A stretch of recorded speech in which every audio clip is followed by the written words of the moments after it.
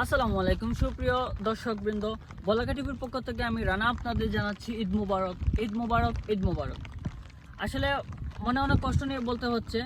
আপনারা জানেন যে সিলেটের বিভিন্ন অঞ্চলেই বন্যা প্লাবিত হয়েছে এই মুহূর্তে, কারণ লাস্ট 2 দিন লাগাতার বৃষ্টি হয়েছিল। বৃষ্টি হলেই পানি বাড়তে থাকে এবং আজকে ভোর থেকেই প্রচুর বৃষ্টি হয়েছিল। সেই বৃষ্টির ফলে আমরা এখন যেখানে দাঁড়িয়ে আছি একটা বুরুঙ্গা বাজার 4 নং বুরুঙ্গা বাজার ইউনিয়নের গ্রামের একটা রাস্তায় দাঁড়িয়ে আছি। আমরা দেখতে পাচ্ছি যেন রাস্তায় প্রচুর পানি এবং পানি বাড়তেই আছে। এরকম যদি বৃষ্টি হতেই থাকে তাহলে পানি আরও বাড়তে থাকবে। আমরা আকাশে দেখতে পাচ্ছি, আকাশে প্রচুর মেঘ জমে আছে।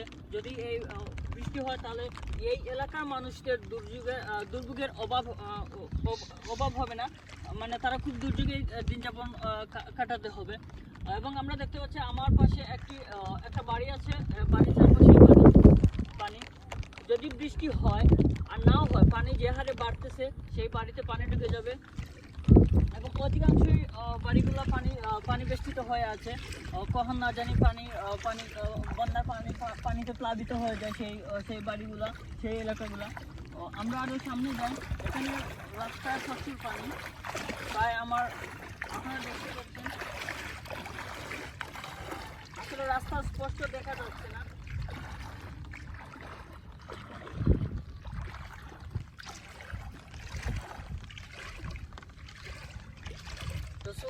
সুপ্রিয় দর্শক, বন্যার সার্বিক পরিস্থিতি জানতে আমাদের বলাকা টেলিভিশনের সাথে দেখুন। আমি রানা সবসময় আছি আপনাদের সাথে এবং সবসময় চেষ্টা করব বন্যার সার্বিক পরিস্থিতি সম্পর্কে আপনাদেরকে জানাতে।